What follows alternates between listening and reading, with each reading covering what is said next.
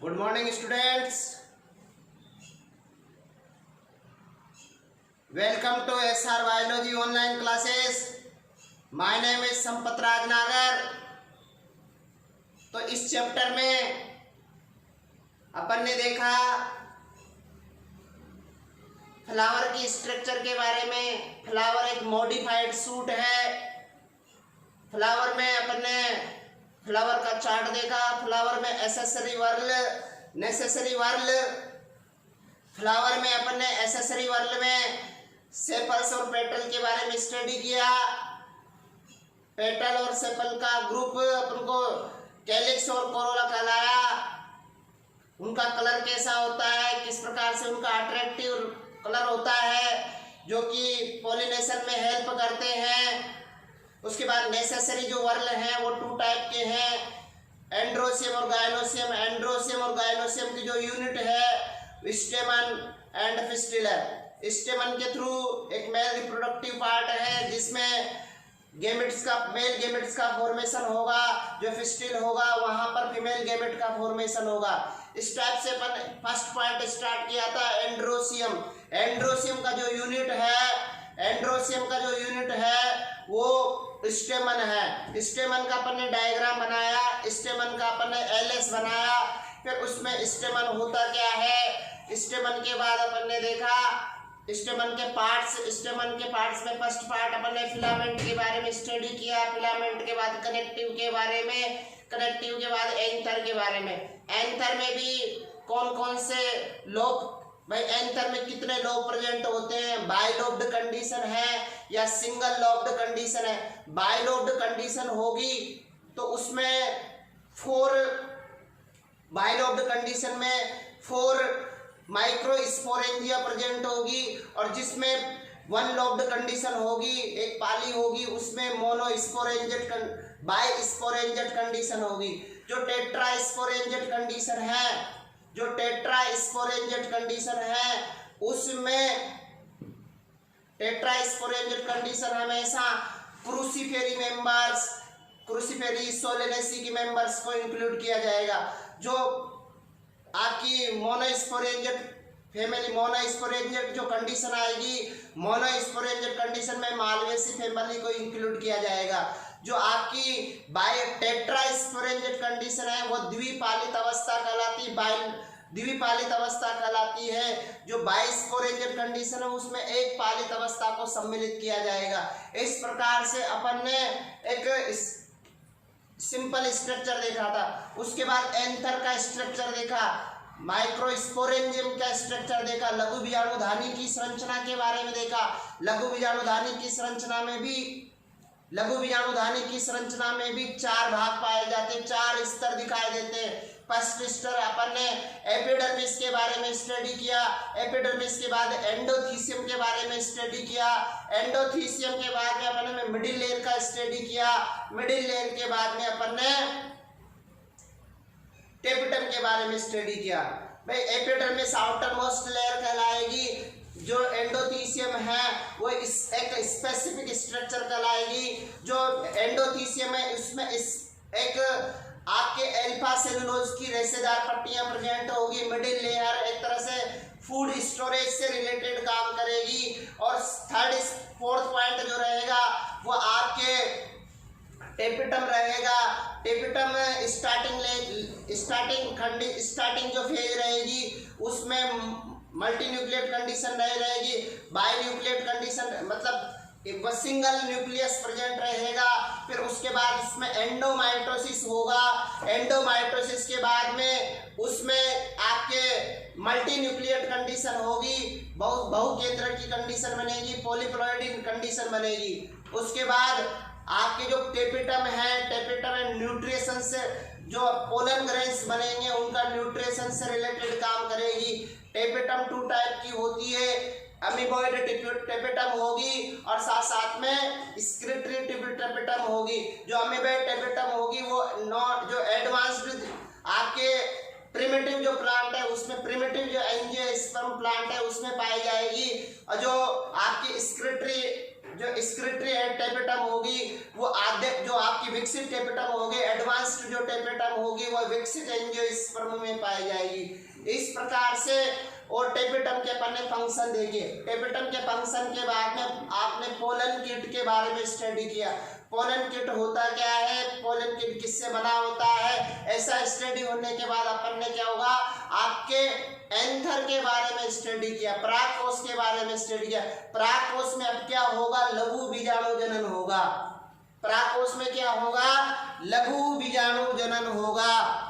परागकोश में क्या होगा, लघु बीजाणु जनन होगा। परागकोश में अपन ने देखा कि परागकोश में किस प्रकार से लघु बीजाणु का जनन होता है, किस प्रकार से परागकणों का निर्माण होता है। अपन देखते हैं कि जो पुंकेसर होता है, पुंकेसर के अंदर परागकोश पाया जाता है। परागकोश में 2 परागपालियां प्रेजेंट होती है और उस 2 परागपालियों के अंदर 4 लघु बीजाणुधानियां पाई जाती है और 4 लघु बीजाणुधानियों के अंदर लघु बीजाणु मात्र कोशिकाएं पाई जाती है और इन लघु बीजाणु मात्र कोशिकाओं में अर्धसूत्री विभाजन होगा तो माइक्रोस्पोर टेट्राड बनेंगे। अब जो माइक्रोस्पोर टेट्राड होगा उसके बाहर की ओर केलोज वाल्व पाई जाएगी। केलोज वाल्व प्रेजेंट होती है जो केलेज एंजाइम की उपस्थिति में ब्रेक होगी, फटेगी, जिससे माइक्रोस्पोर लघु बीजाणुधानी की गुहा में मुक्त हो जाएंगे, जिससे लघु बीजाणु माइक्रोस्पोर लघु बीजाणुधानी की गुहा में मुक्त हो जाएंगे। मीन्स आप कह सकते हो स्टेमन, जो स्टेमन है, स्टेमन में एंथर प्रेजेंट होता है। एंथर में 2 एंथरलॉग्स प्रेजेंट होते हैं। एंथरलॉग में 4 माइक्रोस्पोरेंजिया और फिर माइक्रोस्पोर मदर सेल में मियोसिस, माइक्रोस्पोर टेट्राड में केलोज वाल्व, केलेज एंजाइम के थ्रू ब्रेक होगी, रप्चर, फिर उसके बाद माइक्रोस्पोर रिलीज हो जाएंगे। इस प्रकार से माइक्रोस्पोरोजेनेसिस आगे चलता है। लघु बीजाणु जनन में देखते हैं आगे फ्लो चार्ट के बाद। एक जो द्विपालित परागकोश होता है उसमें 4 माइक्रोस्पोरेंजियम पाई जाती है और इनमें क्या पाई जाती है, लघु बीजाणु मात्र कोशिकाएं पाई जाती है। माइक्रोस्पोर मदर सेल पाई जाती है जो कि क्या होती है, द्विगुणित होती है। ध्यान में रखना, पुंकेसर भी द्विगुणित होता है, परागकोश भी द्विगुणित होता है, 2 परागपालियां भी द्विगुणित होती है। उसके बाद परागपालियों में जो लघु बीजाणुधानियां वो भी द्विगुणित होती है, लघु बीजाणु मात्र कोशिकाएं भी द्विगुणित होती है। ये सब क्या होती है, द्विगुणित होती है। जैसे इनमें अर्धसूत्री विभाजन होता है तो अर्धसूत्री विभाजन के फलस्वरूप बनने वाली संरचनाएं सब अगुणित होती है और अर्धसूत्री विभाजन के पहले बनने वाली संरचनाएं द्विगुणित होती है और अर्धसूत्री विभाजन के बाद बनने वाली संरचनाएं अगुणित होती है। क्लियर? इनमें अर्धसूत्री विभाजन हो जाएगा और अर्धसूत्री विभाजन द्वारा 4 लघु बीजाणु का बनेगा। केवल 1 लघु बीजाणु मात्र कोशिकाओं में अर्धसूत्री विभाजन हो रहा है, इस वजह से 4 बन रहा है। इस वजह से जितनी भी लघु बीजाणु मात्र कोशिकाएं होती है उन लघु बीजाणु मात्र कोशिकाओं में अर्धसूत्री विभाजन होगा, जिससे अनेक लघु बीजाणुओं का निर्माण होगा। और लघु बीजाणु अगुणित होते हैं।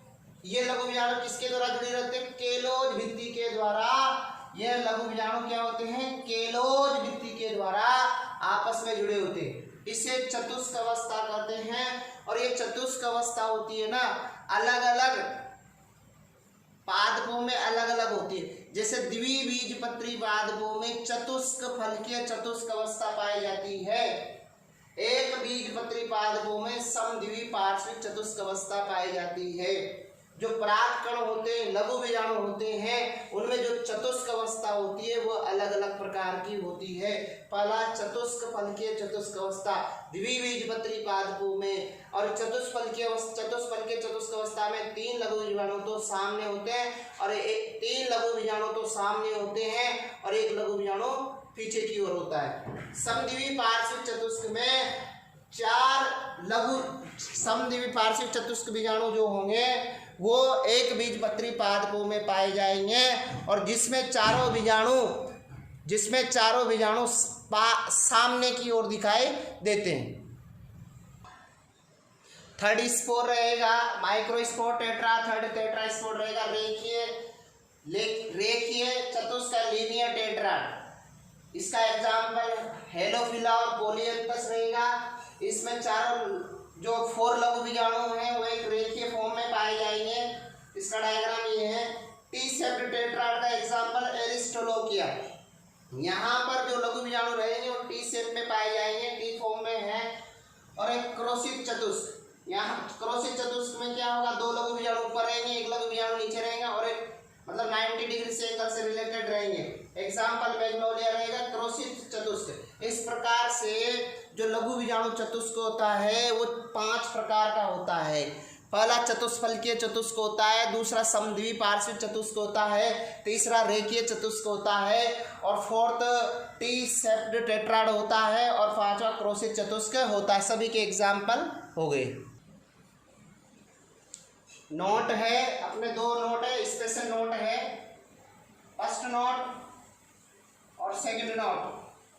फर्स्ट नोट जो आप देख रहे हो ना वो एस्कल्पिडियसिकुल आंकड़ा और ऑर्किडियसिकुल, जिसमें ऑर्किड आ जाएगा। तो इसमें क्या होगा कि जो कुल के पादप हैं, इन पादपों में क्या होगा, जो बीजाणुधानी होती है उस बीजाणुधानी के जितने भी परागकण होते हैं वो सब परागकण मिलकर के एक पिंड का निर्माण करते हैं। मतलब एक लघु बीजाणुधानी के अंदर या जो भी बीजाणुधानी है उस बीजाणुधानी के अंदर जितने भी परागकण होंगे वो सब आपस में मिलकर के एक पिंड का निर्माण करते हैं, जिसे परागपिंड कहते हैं। एग्जाम्पल कैलोट्रोपिस के पोलिनियम को ट्रांसलेटर कहते हैं। ये आपका डायग्राम देगा, 2 पोलिनिया है, ये 2 पोलिनिया आपस में क्यूटिकल के थ्रू एक पेड़ पोलिनिया का फॉर्मेशन करते हैं जो डिस्क के थ्रू जुड़े रहते हैं। उसके बाद इनका पूरा ग्रुप जो होगा डिस्क, पेड़ पोलिनियम, क्यूटिकल सब मिलकर के कॉर्पस्कुलम कहलाता है। उसके बाद सेकंड कंडीशन ड्रोसेरा टाइपा ड्राइव। इसमें क्या होता है, टेट्राड के जितने भी परागकण होते हैं, टेट्राड के जितने भी परागकण होते हैं वो हमेशा जुड़े रहते हैं, वो अलग नहीं होते। टेट्राड के जितने भी परागकण होते हैं, 4 जो परागकण होते हैं वो अलग नहीं होते, वो हमेशा एक साथ जुड़े रहते हैं। तो ऐसे कंडीशन को, ऐसे परागकण को संयुक्त परागकण कहते हैं। टेट्राड के सभी परागकण सदैव स्थायी रूप से जुड़े रहते हैं और कभी अलग नहीं होते, तो ऐसे परागकणों को संयुक्त परागकण कहते हैं। ये ड्रोसेरा टाइपा और ड्राइमिस में पाए जाते हैं। इस प्रकार से एक तो हो जाएगा आपके ट्रांसलेटर एपरेटस जिसे बोला जाता है पोलिनियम, और दूसरा हो जाएगा संयुक्त परागकण। अगला पॉइंट स्टार्ट होता है परागकोश का स्फुटन। अगला पॉइंट स्टार्ट होगा परागकोश का स्फुटन। अब परागकोश का स्फुटन किस प्रकार से होता है, डायग्राम देखना कि परागकोश का स्फुटन किस प्रकार से होता है। परागकोश का जब स्फुटन होता है तो केवल और केवल 2 परतें बचती है और सब परतें नष्ट हो जाती है। आपको डायग्राम में नजर आ रहा है कि जो अधिचर्म होती है और एंडोथीसियम जो परत होती है वही परत बचती है, वही परत शेष रहती है और सभी परतें क्या हो जाती है, नष्ट हो जाती है। अधिचर्म बचेगी और अंतःस्तर बचेगा और सब परतें क्या हो जाती है, नष्ट हो जाती है, जिसमें अधिचर्म भी नष्ट हो जाएगी, टेपिटम भी नष्ट हो जाएगी। पहले आपने देखा होगा कि जो परागकोश का अपने सेक्शन कटिंग देखी थी तो उसमें 4 लघु बीजाणुधानियां नजर आती थी। क्या थी, 4 लघु बीजाणुधानियां नजर आती है। जैसे परागकोश का स्फुटन होता है तो परागकोश का जैसे स्फुटन होता है तो क्या होता है, 4 लघु बीजाणुधानियों की जगह केवल 2 लघु बीजाणुधानियां नजर आएंगी। एक लघु बीजाणुधानी तो पूरी पूरी ये हो जाएगी, दूसरी लघु बीजाणुधानी ये हो जाएगी। इस प्रकार से परिपक्व परागकोश में 4 लघु बीजाणुधानियों की जगह केवल 2 लघु बीजाणुधानियां नजर पाए जाएंगे, जिसमें मुक्त लघु बीजाणु पाए जाएंगे। जैसे परागकोश का स्फुटन होगा तो स्ट्रोमियम के थ्रू क्या होगा, स्ट्रोमियम के थ्रू परागकण बाहर निकलेंगे। जैसे ही परागकोश परिपक्व होते हैं तो शुष्क अवस्था होती है तो वो वातावरण से आर्द्रता ग्रहण करते हैं। वातावरण से आर्द्रता ग्रहण करके जो एंडोथीसियम होती है वो एंडोथीसियम नमी अवशोषित करके उसमें क्या होता है, संकुचन होता है, खिंचाव बल लगता है। खिंचाव बल लगने के कारण क्या होता है, ये वाली कंडीशन हो जाती है। इस प्रकार से क्या हो जाता है, बाहर से अंदर की ओर क्या लगेगा, बल लगेगा तो अंदर की ओर खिंच जाएगी। खिंचने से क्या होगा, एक ओपन हो जाएगा, जहां से परागकण जुड़े रहते हैं वहां से कोश क्या होता है, स्फुटित हो जाएगा, स्फुटित होकर के परागकण बाहर निकल जाएगा। तो यहाँ पर क्या होगा, जो एंडोथीसियम होता है, एंडोथीसियम में क्या होता है, जो बाहरी भित्ति होती है ना, एंडोथीसियम की बाहरी भित्ति पतली होती है और आंतरिक भित्ति मोटी होती है। इस वजह से बाहरी भित्ति पतली होने के कारण ये अंदर की ओर मुड़ जाएगी और बाहरी भित्ति मोटी होने के कारण ये इस प्रकार से हो जाएगी, ऐसे बाहर नहीं जाएगी। तो इस प्रकार से परागकोश का स्फुटन को दर्शाते हुए आरेख है।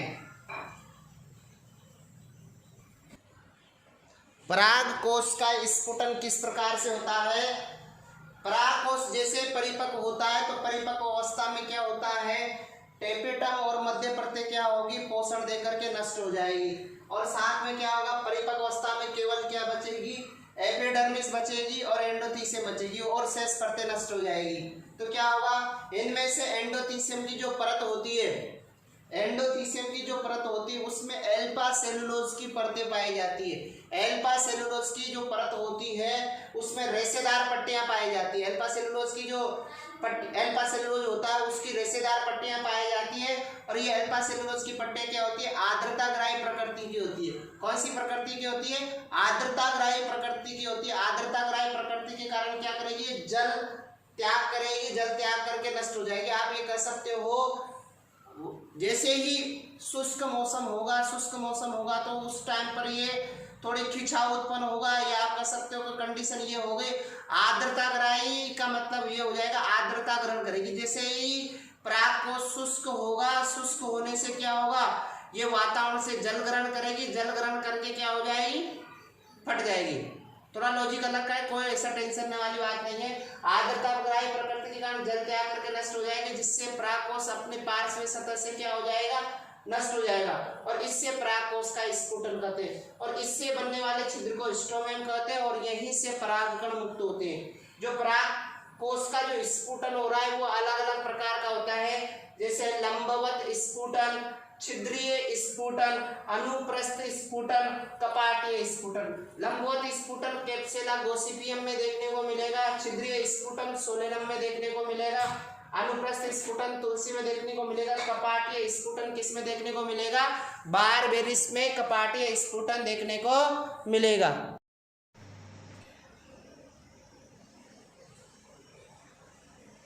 आगे स्टडी करते हैं परागकण की संरचना। परागकण की संरचना क्या होती है, अपने परागकण बन गया था, परागकण मुक्त हो गया था, परागकण बन करके परागकण का मुक्त हो गया था। मतलब आप ये मानो जैसे ही जो परागकोश होता है उस परागकोश में परागकण बनने के बाद लघु बीजाणु जनन के बाद, लघु बीजाणु जनन जैसे होता है तो जनन के बाद क्या होता है, उस परागकण बाहर मुक्त कर दिया जाता है, मतलब परागकोश का स्फुटन हो जाता है। तो वो परागकण स्ट्रक्चर में होता कैसा है, वे परागकण आकृति कैसी होती है, परागकण का व्यास कितना होता है, परागकण ऐसा क्या होता है जो कठोर होता है, ऐसा सब अपन देखते हैं। परागकण जो होता है, परागकण एक तो गोलाकार आकृति का होता है, परागकण गोलाकार आकृति का होता है। परागकण एक प्रकार से आप जो नर युग्म कोद्भिद देखोगे आगे, उस नर युग्म कोद्भिद की प्रथम कोशिका होता है। परागकण जो होता है, परागकण का जो व्यास होता है वो 25 से 50 माइक्रोमीटर होता है। परागकण का जो व्यास होता है वो 25 से 50 माइक्रोमीटर होता है। परागकण जो होता है गोलीय आकृति का होता है। परागकण के बाहर की ओर 2 आवरण पाए जाते हैं। जो परागकण होता है उस परागकण के बाहर की ओर 2 आवरण पाए जाते हैं। सबसे बाहरी जो आवरण होता है उसको बाह्य चोल कहा जाता है। परागकण के बाहर की ओर पाए जाने वाले सबसे बाहरी आवरण को बाह्य चोल या एक्साइल कहा जाता है। जो बाह्य चोल होता है ना वो स्पोरोपोलिनिन व क्यूटिन का बना होता है। जो बाह्य चोल होता है वह स्पोरोपोलिनिन, बाह्य चोल स्पोरोपोलिनिन व क्यूटिन का बना होता है। दूसरा बाह्य चोल के और बाह्य चोल के अंदर की ओर एक और चोल पाया जाता है। बाह्य चोल के अंदर की ओर एक चोल और पाया जाता है जिसे अंतःचोल कहा जाता है। और अंतःचोल होता है ना, वो पेक्टिन व सेलुलोज का बना होता है। किसका बना होता है? पेक्टिन व सेलुलोज का बना होता है। इसको आप पेक्टोसेलुलोज भी कह सकते हो। क्या बोल सकते हो? पेक्टो व सेलुलोज भी कहा जा सकता है। अतः कह सकते हैं कि इसके ऊपर दो आवरण है, एक तो बाहरी आवरण और एक आंतरिक आवरण। बाह्य चोल कठोर होता है। बाह्य चोल क्या होता है? कठोर होता है। अंतःचोल पतला होता है। बाह्य चोल जो होता है वो अलंकृत होता है, इस प्रकार से डिजाइनेटेड, ऑर्नामेंटेड, अलंकृत होता है। कैसा होता है भैया? अलंकृत होता है। जिस प्रकार से सोने के ऊपर डिजाइन की जाती है ना, उस प्रकार से होता है बाह्य चोल। बाह्य चोल पर जो स्पोरोपोलिनिन होता है ना, वो बहुत अत्यधिक कठोर पदार्थ होता है, जिसको अत्यधिक जो प्रबल अम्ल होता है, अत्यधिक जो प्रबल सार होता है, उसके द्वारा अपघटित नहीं किया जा सकता। अत्यधिक टेम्परेचर पर भी इसको अपघटित नहीं किया जा सकता। मतलब एक सबसे कठोरतम पदार्थ होता है। इसकी वजह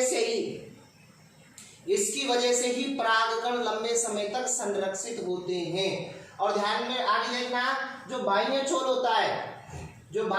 होता है कुछ स्थानों पर अनुपस्थित होता है। बाह्य चोल कुछ स्थानों पर अनुपस्थित होता है, उसे जनन छिद्र कहते हैं। आप ऐसे कर सकते हो कि ऐसे स्थान जहां बाह्य चोल अनुपस्थित होते हैं उनको बोला जाता है जनन छिद्र या जर्मपोल। जब परागकण का अंकुरण होता है तो परागकण के अंकुरण के समय इन जनन छिद्रों से क्या निकलेगी? पराग नलिका निकलती है। क्या निकलती है? पराग नलिका निकलती है। जिस प्रकार से अपन क्या करें, एक बैलून लेकर के उसमें किसी स्थान पर उसको एक ऐसी शेप में बनाएं जिस प्रकार से उससे हवा भरे, और किसी जगह कठोर आवरण नहीं है तो वो किसी जगह अलग से फूल जाए। जिस प्रकार से बेलन से अपन ककड़ी टाइप ऐसे बनाते हैं तो उस हिसाब से उसकी संरचना बन जाएगी। जैसे अंदर से प्रेशर लगने के बाद वो एक जगह से दूसरी जगह फूल करके ऐसे बाहर निकल जाएगा, ऐसी संरचना बनेगी। और ध्यान आगे देखना, जो आंतरिक चोल होता है उस आंतरिक चोल से घिरा हुआ कोशिका द्रव्य पाया जाता है, और उस कोशिका द्रव्य के अंदर केंद्रक भी पाया जाता है, न्यूक्लियस भी पाया जाता है। परागकण की संरचना क्या होती है? परागकण जो होता है, परागकण एक नर युग्मकोद्भिद की प्रथम कोशिका है। इसको अपरिपक्व नर युग्मकोद्भिद भी कहा जाता है। क्या बोला जाता है? अपरिपक्व नर युग्मकोद्भिद भी कहा जाता है। गोल आकृति का होता है, साथ में व्यास 25 से 50 माइक्रोमीटर होता है। अगुणित कोशिका होता है, और साथ में परागकण के चारों ओर दो आवरण हैं, एक तो बाह्य चोल होता है और दूसरा अंतःचोल होता है। इस प्रकार से क्या होता है, जो परागकण होता है उस पर दो आवरण पाए जाते हैं, एक जाइन होता है और एक इंटाइन होता है। बाह्य चोल जो होगा सबसे बाहरी आवरण होगा। डायग्राम में अपन ने देखा कि जो बाह्य चोल है वो सबसे बाहरी आवरण है, जो कैसा होता है? मोटा होगा, कठोर होगा और अलंकृत होगा। यह आवरण किससे बना होगा? स्पोरोपोलिनिन। किससे बना होगा? स्पोरोपोलिनिन व क्यूटिन का बना होगा। यह आवरण किससे बना होगा? स्पोरोपोलिनिन व क्यूटिन का बना होता है। 1 नंबर का क्वेश्चन आता है, ध्यान में डायरेक्ट याद कर लेना कि परागकण का जो बाह्य चोल होता है वो किससे बना होता है? स्पोरोपोलिनिन व क्यूटिन का बना होगा। आगे है, ध्यान रखना, स्पोरोपोलिनिन एक अत्यधिक प्रतिरोधी कार्बनिक पदार्थ होता है जिसका जैविक अपघटन नहीं होता है। इसको किसी भी पदार्थ के माध्यम से, न प्रबल अम्ल के माध्यम से, न प्रबल सार के माध्यम से, न किसी उच्च ताप पर या कोई भी एंजाइम के द्वारा इसको तोड़ा नहीं जा सकता, इसको अपघटन नहीं किया जा सकता, अर्थात ये उच्च ताप पर प्रबल अम्लों, प्रबल सारों एवं एंजाइमों के द्वारा अपघटन नहीं किया जा सकता। स्पोरोपोलिनिन पदार्थ की उपस्थिति के कारण परागकणों के जीवाश्म सबसे अच्छी स्थिति में पाए जाते हैं। मतलब यही एक रीजन है, स्पोरोपोलिनिन एक ऐसा पदार्थ है जिसकी वजह से परागकण के जीवाश्म है ना वो सबसे अच्छी हालात में पाए जाते हैं, सबसे अच्छी स्थिति में पाए जाते हैं। पराग कणों के जो जीवाश्म है, पराग कणों के जो जीवाश्म है, उनकी उपस्थिति से ही पेट्रोलियम, कोयला आदि के बारे में पूर्वानुमान लगाया जा सकता है।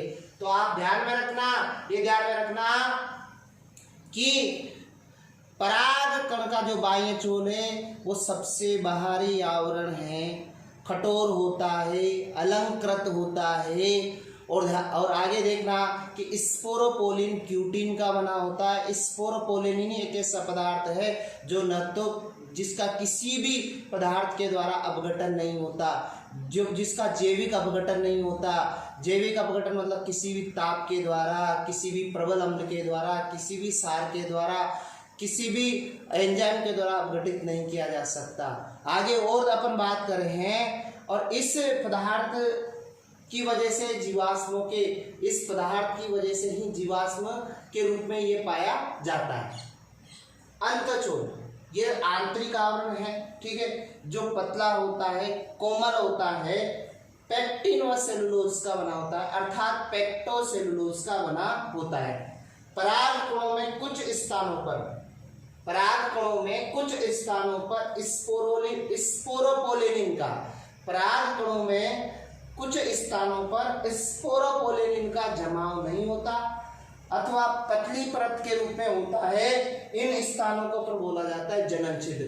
मतलब जिन स्थानों पर स्पोरोपोलिन का जमाव नहीं होता, बाह्य आवरण नहीं बनता, उन स्थानों को जनन छिद्र कहते हैं। और जनन छिद्रों से ही बाद में क्या होता है, अंतःचोल पराग नलिका के रूप में बाहर निकलता है।